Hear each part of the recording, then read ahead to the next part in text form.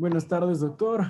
Bueno, básicamente vamos a hablar acerca de nuestro proyecto para la materia de control de procesos industriales, mismo que tiene por tema gestión de la energía según las necesidades de potencia del bus DC, al hacer consideración del sistema, de un sistema ultracapacitor con baterías de litio, empleando conversores Cook, los mismos que son bidireccionales. Los integrantes del presente proyecto son Brian López, Daniel Morales y quien les habla mi persona, Pablo Landelta. Bueno, hemos diseñado un pequeño índice básicamente para hacer un poco más armoniosa la presentación, donde tenemos la descripción del problema, los sensores y transmisores, puntos de operación, diagramas PNID, diseño de controladores y resultados de la implementación. Voy a comenzar hablando cronológicamente. Primero, tenemos el planteamiento del problema. Como podemos ver, tenemos a breves rasgos, dos líneas de alimentación hacia el motor, pero debido a que tenemos una operación motor-generador, podemos afirmar que estamos trabajando en dos cuadrantes. Dentro de la gráfica de arriba podemos empezar a ver el funcionamiento del sistema, el mismo que podemos ver que inicia con el ultracapacitor, mismo que libera una gran cantidad de energía en un pequeño periodo de tiempo, razón por la cual vemos en la línea verde comienza a descargarse, momento en el cual tiene que entrar en acción la batería, tal cual como podemos ver en la línea azul para poder seguir con el funcionamiento correcto del motor, recibiendo su suministro energético, en el caso A, el lado de la izquierda. Para el caso B, podemos ver cuando está trabajando en el otro cuadrante, cuando el motor se transforma en generador debido a los frenos regenerativos, y de esa manera podemos ver tanto cómo se carga el ultracapacitor y posteriormente la batería como tal. Listo. Esto es dentro del planteamiento del problema. Para lo mismo, para lo cual, para el presente aplicación se ha seleccionado se han seleccionado dos tipos de sensores, lógicamente, de corriente y de voltaje. Para la corriente, tenemos que sensar corriente en la batería y tenemos que sensar lógicamente corriente en el ultracapacitor para poder ver el flujo de esta corriente, razón por la cual esta corriente es bidireccional y estos sensores tienen que ser bidireccionales de la misma forma. Podemos ver que tienen unas características eléctricas muy adecuadas para poder ser ingresados al microcontrolador, y dentro de los sensores de voltaje disponemos de sensor de voltaje para el ultracapacitor, para la batería y para el bus DC como tal. Listo. Dentro de los puntos de operación podemos ver que la potencia en el bus es de 1 kilovatio.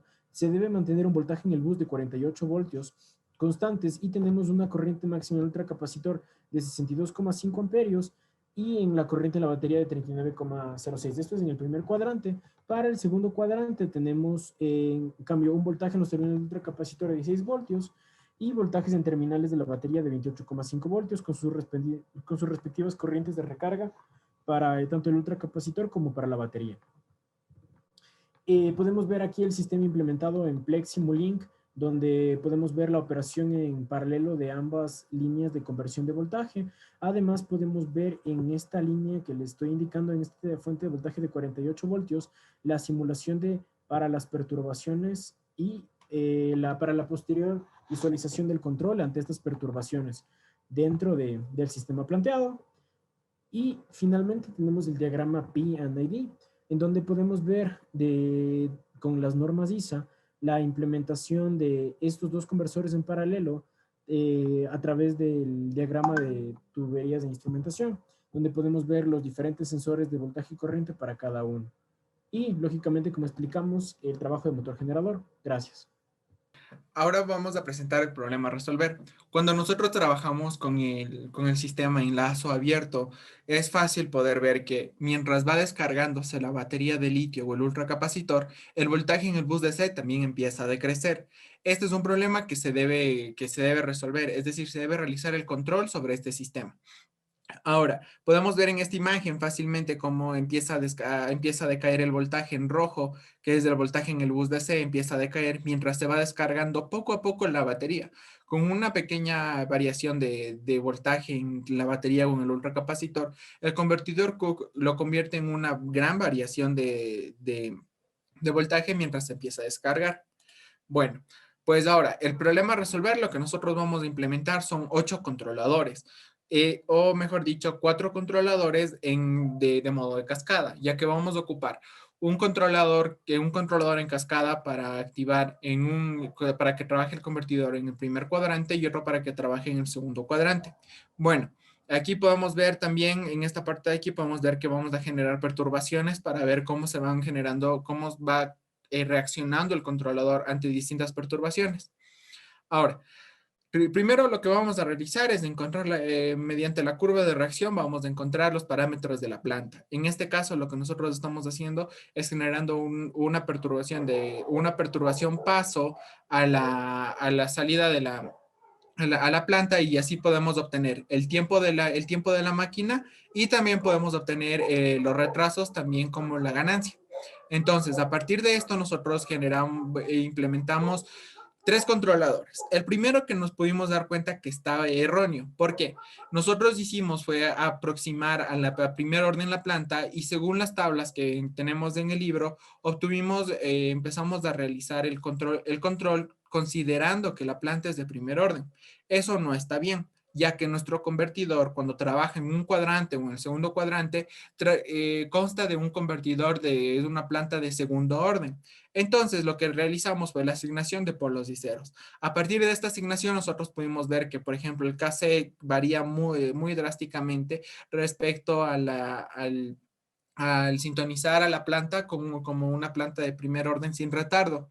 De la misma manera, podemos ver aquí que tenemos el KI varía de manera drástica, ¿no?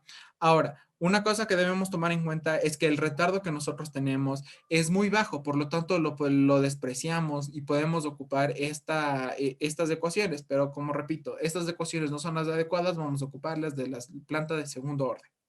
Ahora, validamos el modelo, y el modelo validado está correcto. Eso significa que nuestras constantes de constante de tiempo, los retardos y la ganancia son las adecuadas. Y por ejemplo, este es el resultado que nosotros obtuvimos cuando realizamos la implementación, aproximando a la planta de primer orden sin retraso. Podemos ver que hay un sobrepico muy alto y el tiempo de estabilización no se generó correctamente, ya que debe ser por lo menos el tiempo de estabilización debe encontrarse entre 3 a 8 veces la constante de tiempo, pero en este caso no se encuentra. Bueno, ahora, realizando el control PI con la asignación de polos, lo que nosotros podemos obtener, por ejemplo, el ICE es de 4.64, es bajo a comparación de cuánto se trabajó aquí.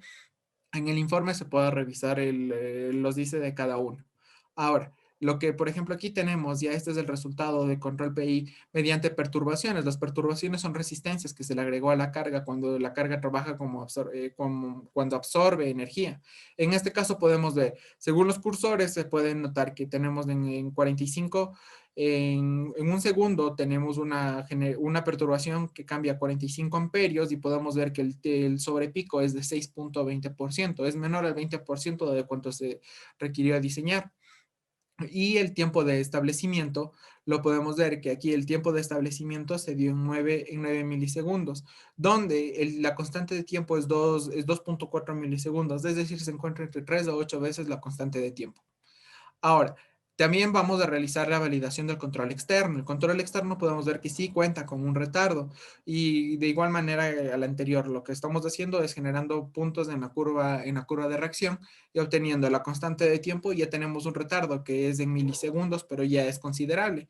Entonces lo que realizamos aquí fue realizar lo que hicimos aquí fue realizar la validación de la planta para saber que nuestras variables están correctas, y a partir de ello realizaremos la sintonización por Dalling, ya que nosotros tenemos el tiempo de retardo, tenemos la constante de tiempo y también tenemos las ganancias. Y podemos ver que en este caso también ya tenemos frente a perturbaciones al lazo. Entonces, ¿qué es lo que ocurre? Nosotros estamos teniendo 48 voltios en el bus DC, sin importar que hay alguna perturbación, este otro nuevamente regresa y sigue dándome 48 voltios. ¿A qué me refiero con perturbación? Cuando el voltaje empiece a bajar por la resistencia, o se generó aquí una resistencia que cambie los requerimientos de la carga, y obtenemos los valores. Ahora, aquí entre los sobrepicos podemos ver un sobrepico más alto. ¿Por qué? Porque en el caso del voltaje, ya el voltaje es la variable lenta que se puede controlar en el control en cascada que estamos realizando. Entonces, este voltaje lo que va a generar son sobrepicos un poco más altos, que van a permitir que los voltajes tengan un sobrepico alto, pero sus tiempos de estabilización sean los correctos. Bueno, finalmente tenemos aquí los controladores implementados. Tenemos cada uno revisando el ICE, que en el informe se puede revisar uno por uno, ya que son 8 controladores y sería un poco largo el video si empezamos a analizar cada uno. Pero aquí tenemos cómo se fue trabajando con cada uno de los controladores. Gracias. Muy bien, yo les voy a hablar sobre el tema de los saturadores, porque también parte del control de nuestro sistema es proteger nuestros elementos tanto de potencia y también nuestras fuentes. Hay que tomar en cuenta que en un sistema ideal podemos tener corrientes infinitas, sin embargo, en un sistema real nuestras fuentes tienen unas corrientes recomendadas de recarga y de descarga proporcionadas por el fabricante. Igualmente, nuestro conversor tiene, al constar de elementos de potencia como son MOSFETs, también tienen ciertos límites de corriente, los cuales no debemos superar. Todo ello se lo realiza mediante el control. También el objetivo es mantenernos cerca de nuestro punto de diseño. Entonces, por lo cual los primeros saturadores se los realiza para la corriente. En el caso de la batería la batería de 39.62 amperios, mientras que en el del ultracapacitor, al poder entregar más potencia, pues puede colocarse un saturador en 62.5 amperios. Eso desde el punto de vista de nuestro punto de operación, desde el punto de vista de lo que viene siendo nuestra parte de protección de nuestros elementos de potencia y los elementos de nuestro circuito, se puede colocar un saturador de corriente en el ultracapacitor de 75 amperios que proteja el inductor que conforma su filtro de corriente. Igualmente del lado de la batería, el lado que me soporta menos corriente viene siendo su filtro igualmente, por lo cual se debe tomar en cuenta eso para el momento de diseñar los saturadores para el lazo interno. Posterior a ello se realiza una simulación en la cual el objetivo es implementar el circuito completo en MATLAB junto con todos sus controladores, con el objetivo de observar su funcionamiento en primer y segundo cuadrante. Se puede observar en este lado que nuestra modulación se nos relaciona con el control por medio de un proporcional, el cual forma parte también de nuestro esquema de diseño del control. Se debe tomar en cuenta que aquí ingresa una referencia de corriente, mientras que de este lado debe salir una relación de trabajo directo a un generador de PWM. Hay que tomar en cuenta que en muchos casos esto se realiza a través de software y no mediante hardware. Listo. Estas son las formas de onda obtenidas para nuestro sistema simulado, en donde se puede ver que nuestro bus DC, pese a tener perturbaciones y picos, mantiene su valor en 48 voltios. ¿A qué se deben estos picos de voltaje de aquí? Se deben principalmente a nuestras variaciones en las corrientes de descarga, las cuales obviamente tienen que ver con la carga que se encuentra conectada en los terminales del bus DC. Quien manda en estos casos es la carga, entonces es la carga que se conecta y empieza a exigir más corriente a nuestro sistema. Es por ello que se tienen estos pequeños picos cuando ingresan cargas en las terminales del bus. Sin embargo, se puede observar que los tiempos de establecimiento de nuevo en los que retorna a valores normales de 48 voltios es un tiempo relativamente corto. En la tercera pantalla se observa lo que se mencionó al principio, que se busca que primero ingrese una fuente y después otra, con el objetivo de que sea el ultracapacitor quien absorba los transitorios de potencia en casos de cargas muy variables, mientras que la batería ingresa en casos ya más estables. Se puede observar aquí la línea naranja y es cuando ingresa el caso de la batería. En ambos casos se puede observar que se tiene un control bastante robusto, ya que el ingreso de carga a las terminales no varía demasiado el voltaje en el bus DC, el cual se mantiene constante.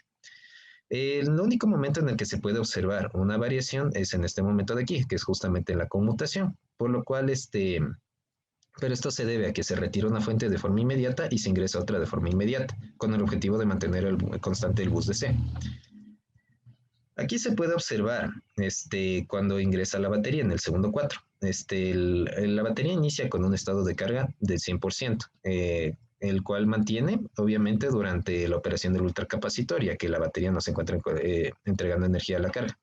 Es a partir del segundo cuadro, cuando ingresa la batería y empieza a alimentar el bus DC, cuando el estado de carga comienza a disminuir. Evidentemente, eso depende del tiempo de operación y depende también del tipo de carga, ya que a más potencia, a más corriente, a más energía se le exija a la batería, obviamente esta tiende a descargarse más rápido. En estos casos, pues al deberse de una simulación solo para probar el controlador, no se llega a contemplar tanto, sin embargo, se ve que sí tiende a disminuir el estado de carga. En el caso de la gestión de energía, en este caso se puede observar, en el caso del segundo cuadrante, perdón, se puede observar el momento en el que se ingresa a recargar una de las fuentes, en este caso es el capacitor, el cual se recarga con un voltaje en terminales de 16 voltios.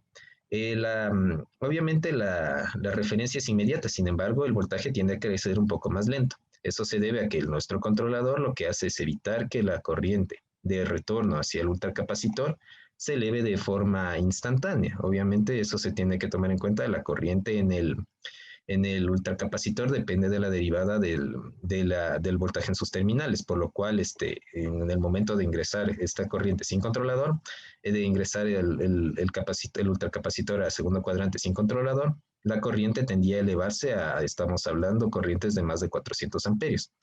En estos casos, pues se observa que es un poquito más lento, pero debido a que el controlador mismo evita ese pico de corriente. En cuanto a la recarga del ultracapacitor, como estábamos antes, aquí se puede ver la forma de onda que se tenía en la diapositiva anterior, cómo incrementa el voltaje en terminales de una forma progresiva y ya no de forma inmediata.